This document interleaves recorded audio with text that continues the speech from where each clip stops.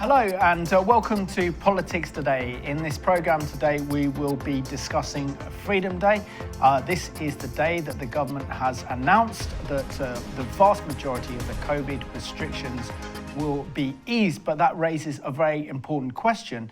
If this has happened, why hasn't the government repealed the Coronavirus Act of 2020 that has given the government unprecedented power in peacetime? So to discuss this very important issue, I'm joined by two of the stars from Politics Today Home Edition. They're in the studio today. I'm joined by Tim Dieppe, who's Head of Policy and Research at Christian Concern, as well as David Curtin, who is the leader of the Heritage Party. So welcome to the programme. Thank you. Thank you. I'll start off with you, Tim. What are your thoughts on kind of Freedom Day? That this is the day the government has announced that all the vast majority of the COVID-19 restrictions that have been put in place since March 2020 are to be lifted, and yet there is no announcement whatsoever on actually suspending the Coronavirus Act, which, as said in the intro, the government has given itself unprecedented power, more power than any other peacetime government in British history. Yeah, well, I think that part of the problem here is that people have been very much conditioned to be afraid during this whole 18 months, is it, or so of coronavirus time. And the government's sown so much fear that people are still afraid of this virus and afraid of the consequences and all of this kind of stuff, in spite of the fact that what do we have now? 90% of the population have got antibodies. That's a huge number, 90% of the population antibodies, that deaths are 98% down from the peak from coronavirus and below the average for this time of year. And in fact, so much below the average that since March, you've got 9,000 fewer deaths than the 5-year average for that period. So we're well under the normal level of deaths now, and hospital bed occupancy is 1.2% is COVID patients. So it's about time we had freedom, basic freedoms, really. And I'm glad that the government's finally pressing ahead with it, notwithstanding the fact that cases are rising, because they're rising amongst the young population that aren't yet vaccinated and for whom it's actually not normally very dangerous. So I'm glad they're doing it. I think there are real issues, though. You mentioned the Coronavirus Act. I'm very concerned that DIY abortion, which is abortions by post, the woman telephones up, says, please send me some pills, and they get sent out, and there's no actual check, there's no actual scan to see whether they're eligible, whether the baby is the right gestation, all of that kind of thing. And they're posted out to people who use fake names and fake identities and all that kind of thing. That was done as an emergency temporary measure in March last year.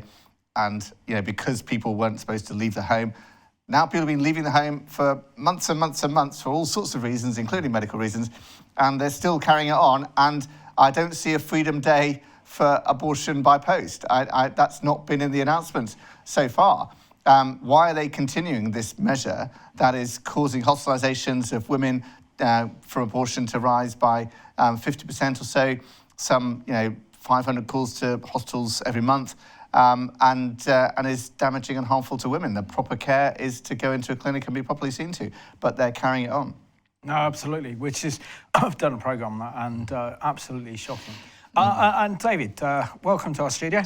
Thank you. Good to be here. And can you really, one thing that surprised me covering this story today, there's so much in our news about the government lifting these COVID-19 restrictions, despite SAGE and the government scientists warning that we're doing this too quickly, including the leader of the opposition, Keir Starmer, has voiced his concern about the liberation of this policy. But one thing that surprises me more than anything else is that no one has picked up on this from our mainstream media or our newspapers, the fact that we have the most oppressive legislation put in place in peacetime in the Coronavirus Act 2020, and the government's given itself unprecedented powers, and yet no one is scrutinising the government or asking questions. Well, if you're lifting restrictions, then surely this act should be suspended. Yeah, no, absolutely. I mean, the Act was brought in, of course, in March 2020 at the beginning, and MPs basically gave away all of their power to the government. So they basically handed everything, so the government can now just make up any rules and regulations it wants by statutory instrument, which is unprecedented. So we're essentially in a state of emergency by this Act. And of course, the Act contains a clause where MPs have to vote on it every 6 months to continue it. Now, they should have voted to repeal it in September 2020 at the first opportunity, because there was a spike in total mortality in April and May 2020. Of course, everyone acknowledges that, but then it went down. The pandemic essentially was over at that point, and total mortality went to below the 5-year average. But they still voted to give the government these emergency powers for another 6 months. And then they did that in March 2020 as well,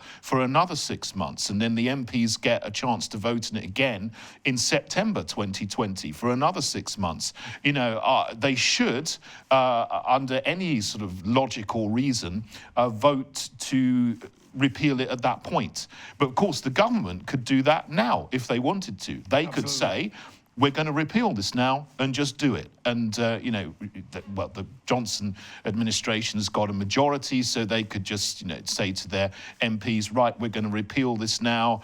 We're having so-called Freedom Day. It should have been a month ago. It's going to be July the 19th now, and they would do it. But, they're saying this is Freedom Day, but as you said, they're not going to repeal the Coronavirus Act. And they're actually keeping these travel restrictions, which are very, very confusing to a lot of people. They change all the time. They're messing up people's holidays, and no one really knows where they stand with them. You have to quarantine, which is unprecedented. Healthy people quarantining, coming from countries where there isn't really much danger. And they're also trying to bring in the plan, which, I've said a year ago, this is what they want to do, is bring in digital identity. Yep. Which is called vaccine passports. It's under that guise. That is a whole other issue, which I'm sure we can talk about, which I think is very, very worrying. And Tim, here's a quote here from Steve Baker, the former Brexit minister, and he made this announcement in April when the government had a vote on extending the Coronavirus Act 2020 in April. He says, I doubt really anyone understands what the law is. We are in an environment where you really can't know whether you're a criminal or not with this law. Law, liberty dies like this, with the government exercising draconian powers without parliamentary scrutiny in advance. So isn't this really a question of the restoration of Parliament's power and parliamentary sovereignty, rather than all the power now being in the hands of the government with the Coronavirus Act 2020? Yeah, well, that's a very powerful quote from Steve Baker, isn't it? And the fact is they changed the rules on an almost weekly basis at certain points, didn't they? So you was illegal to do this, illegal to do that. Maybe you could do this, maybe you could do that. And you sort of had to keep a checklist of where are you up to now? And very difficult for people to come up with that. I mean, even very difficult for the police to keep up with where it was at and what the latest rules and regulations were. Where it's affected some of our clients is particularly in street preaching, where police officers are more aggressive than they'd normally be. They're normally quite aggressive in terms of arresting street preachers, but in COVID they had another reason or excuse, shall we say, to arrest them. And fortunately, quite a few of those we have managed to get them off any charges, cleared of any charges. But in fact, 98% or something of cases where police arrested people and charged them with some coronavirus offence, they've ended up being cleared because the rules weren't as clear as they should have been, and weren't, the police were over hasty in applying them. And things. So we've had an issue, we've had a time where it has kind of been like tyrannical. Rules change all the time. You have to abide by the latest rules. You have to keep up with whatever the rules are. And it's undermined, really, the rule of law because, we don't really know what the rule of law is. It changes so frequently and so often. And people aren't sure whether they're abiding by it or not, and are ending up judging for themselves what's reasonable to do and what's not reasonable to do, and that I think has been unhelpful for society overall around this whole thing. David, I suppose the big question for Christians regarding this COVID-19 Act of 2020 is it has given the power of the government to actually close churches. And we know the great work being done by Christian Concern to keep our churches open during this pandemic. But to actually say that churches had to remain closed, there could be no gatherings, and that church had to go online with kind of Zoom church instead, is pretty much unprecedented in our history at a time that if we had a righteous moral government, then they would be realizing that the only way that we can have help is to look to the Almighty for help, and to actually call for prayer, churches to be open, and prayer and intercession to get us out of this moral crisis and also health crisis that our nation finds itself in.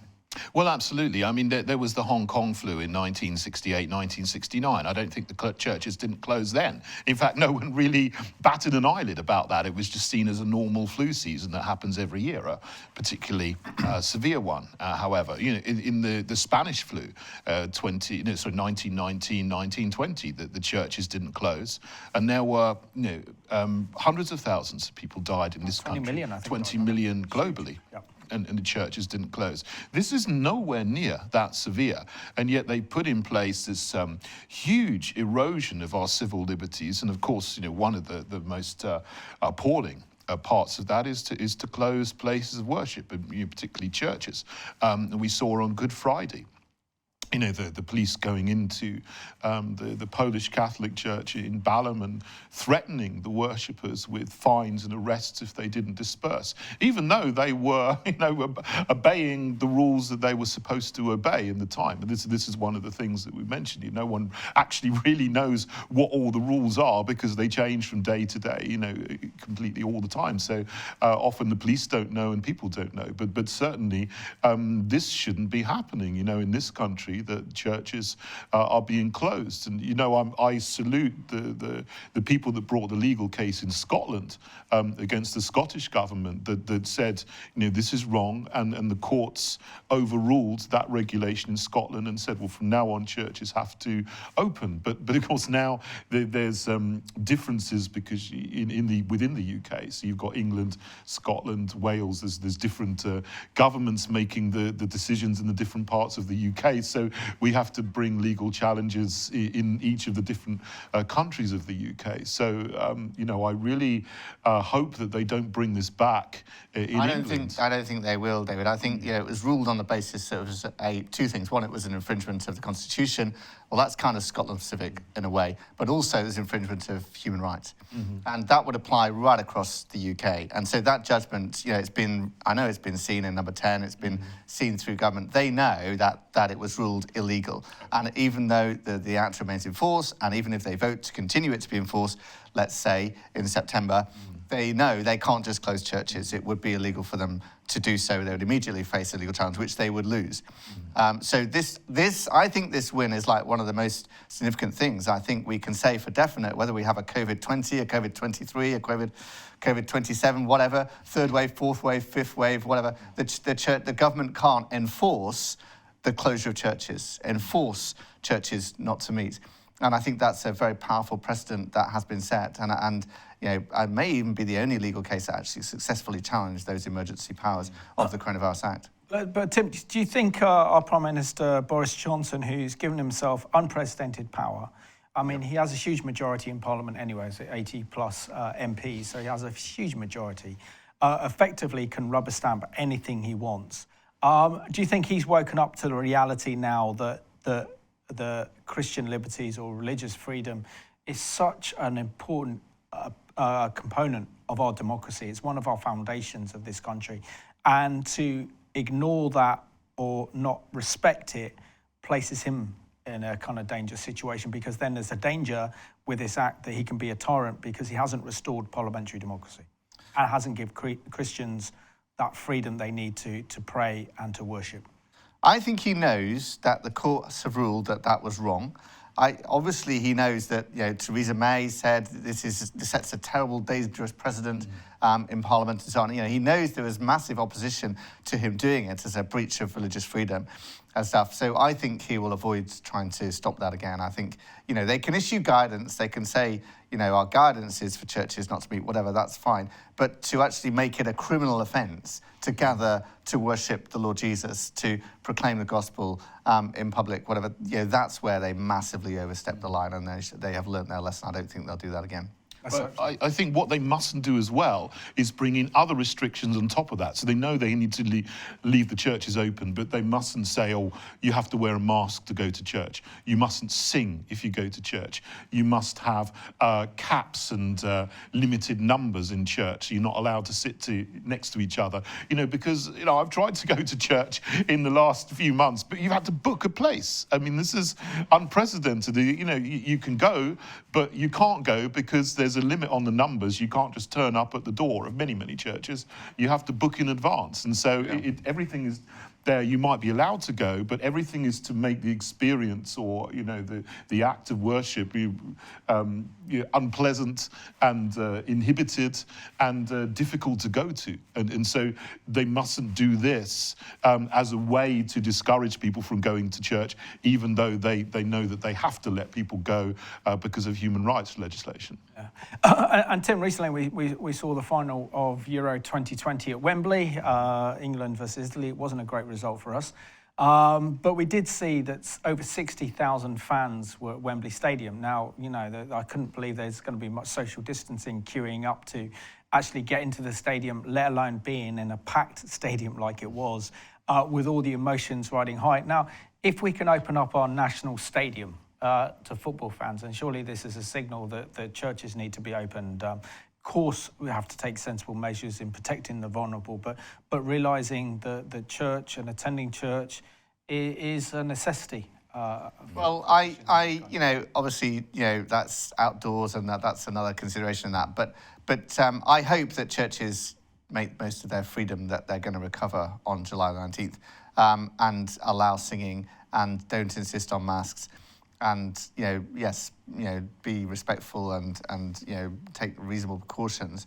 But gosh, people have been not singing for so long, and people with hearing aids issues who are used to lip reading have just thought, I can't go to church because I won't be able to talk to anybody.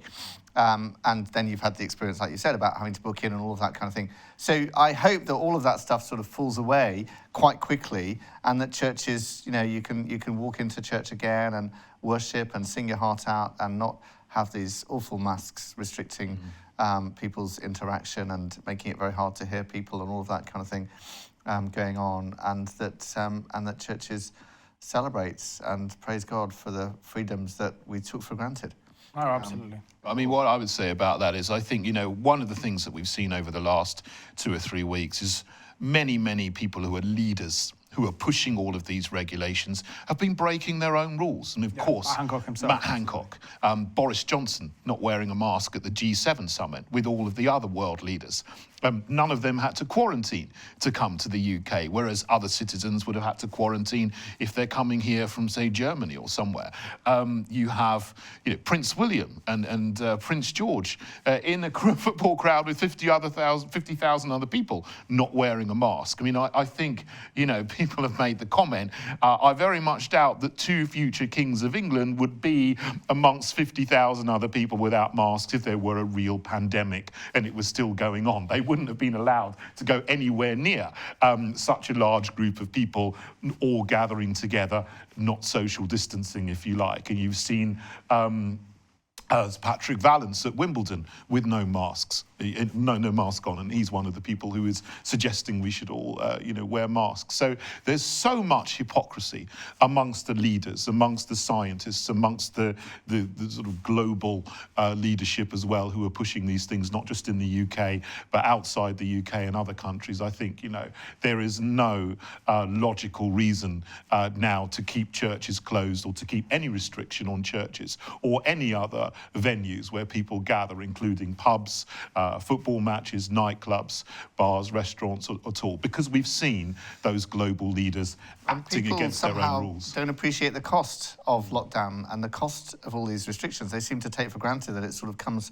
for free and doesn't impact anybody and all of that kind of thing. And it's a misprioritization. I mean, the suffering of businesses has been massive, particularly the entertainment industry and events industry as well, in the last many months. And they've kept hoping to be open up and not been able to. And it's been very, very painful for them and very, very difficult for them, and a lot of losses of jobs, and it's a real struggle. Now, I hope it all comes back very quickly, but it's been a really difficult time for many people. And also, of course, you've got the whole NHS waiting list issue as well, which is a real cost, and it'll take up many years to get through. No, but isn't the really big issue, I think, also that we live in a democratic nation, that we actually elect our political representatives through a general election. We chose the biggest party, which is the Conservative Party. They formed the government, and from there they chose Boris Johnson to be their leader, so therefore he became Prime Minister. He picked the cabinet. And the sense in this country that we are a parliamentary democracy. And at the moment, with this COVID-19 Coronavirus Act of 2020, we're not effectively a democracy at the moment, because the government has given itself unprecedented powers, which is very well and fine, but it's the duty of not only Her Majesty's opposition, the leader of the Labour Party and the Liberal Democrats, to scrutinise government legislation and to scrutinise this legislation, but also the role of the media to ask the important questions like, why is this act still in place, and why have you still got emergency powers when we see that the COVID-19 restrictions are being eased? Surely that means that we're less of a state of emergency, therefore the government doesn't need these emergency powers anymore, and we need to restore parliamentary democracy. Yeah, well, it's broken, isn't it? The parliamentary democracy is broken. And first of all, as we said, with the MPs giving total power to the government and sort of abdicating their responsibility through the Coronavirus Act. But, Boris Johnson came to power, is in 2019, with a couple of slogans. It was get Brexit done and level up.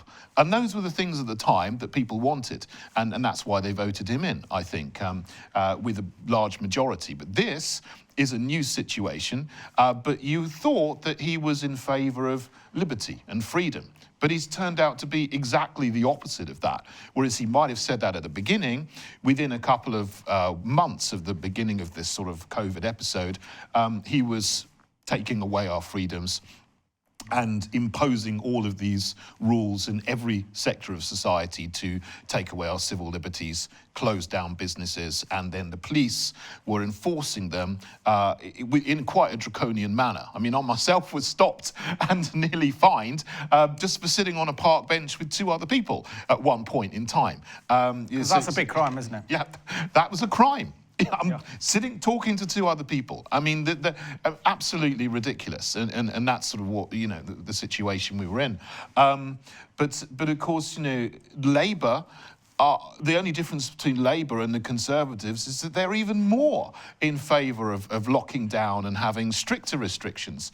And the mainstream media are not asking any searching questions at all. They are all completely on board with, let's keep people locked down, let's keep people social distancing, let's keep people wearing masks, and the narratives that they're propagating at the moment are that, the majority of the country wants these restrictions to carry on, based on, I would say, very, very spurious polling. So they are pushing this continuation of restrictions, I think, along with the Labour and the Tories together. So there is no real opposition among the establishment. You have to look outside to find the opposition. And I think what it means, Simon, is that Boris said it would be irreversible, but actually keeping the Act in place means it may not be irreversible. They still have the right to lock everyone down again if they're worried about what happens in the winter or whatever. So until that Act is repealed, it's fully reversible. We could go straight back into lockdown very quickly, and that's the problem. Yeah, and if we see what's happening in the Netherlands and France, they've allowed their citizens to go back into nightclubs, and then quickly they've stopped that and actually banned that and said we need a greater lockdown. So it seems like the government's thinking and its policies are very much modelled up, and there's hypocrisy and confusion with this. But I suppose the greatest danger as well, and this is what we're concerned about the most, is the fact that our MPs themselves are so quiet on this issue. We almost went to war. We did. We had an English civil war over this with Oliver Cromwell and King Charles I, for example, wanting to give himself absolute power and reduce Parliament to nothing more than a rubber stamp. That created a civil war in this country. So something that we have cherished really since the Magna Carta is that our personal freedoms, our Christian freedoms and everything else need to be protected. I suppose the big question we're asking is what role can our opposition play, members of Parliament, what role can the media play to ensure that our freedoms are protected, particularly in light of the Coronavirus Act of 2020. Yeah, well, this is what the opposition should be doing. This is what the media should be doing. They should be standing up for individual liberty and our fundamental freedoms, but they're not. But you can look at some other places. I mean, you pointed to France and the Netherlands, which gave back freedom and quickly took them away. This seems to be the game plan. It's like dangle a piece of reward and freedom in front of everybody and then take it away as soon as you're given it or before you give it. And this is demoralizing. It is demoralizing to a people. It's crushing the spirit. I think this is deliberate. You can look at Biderman's chart of coercion, and this is what people do, to prisoners in order to crush their spirit and so that they don't offer any resistance. I think this is a kind of psychological warfare that's been waged against the people of this country and places around the world. But look to places like Florida and Texas. They've got good governors in place. Governor DeSantis in Florida. He lifted all restrictions months ago. There's still no sign of any third wave or fourth wave of COVID. The cases are lower, hospitalizations are lower, total mortality is lower than here. And you can see that by lifting restrictions, there's no danger to the population, which is what the media in this country would have you believe. And Tim, within 30 seconds, how important is it that Christians wake up and actually pray regarding this Coronavirus Act, that our religious freedoms and our freedoms should be restored and we should see a restoration of parliamentary democracy in this country? Well, I think that we need to lobby our MPs, don't we, to vote for it to be repealed in September. Because it was emergency and temporary, and it should be temporary and emergency, and all of these things should come out. And as soon as it comes to vote, we want the MPs to vote against it, and so that we can't go back into draconian lockdown, and things like DIY abortion should come to an end immediately. Absolutely. So Tim and David, thank you so much for being my excellent guests on Politics Today on this important issues. We discussed the Coronavirus Act 2020, and I want to thank you for watching this programme today. We are essentially talking about our religious freedom. We are essentially talking about our own personal liberties and how the government has given itself unprecedented power, more power than any other government in peacetime with the Coronavirus Act 2020. And therefore, it's important that we hold our government to account, we lobby our MPs and pray that we'd see a restoration of parliamentary democracy and our freedoms in this country as the government battles COVID-19. So thank you for watching Politics Today.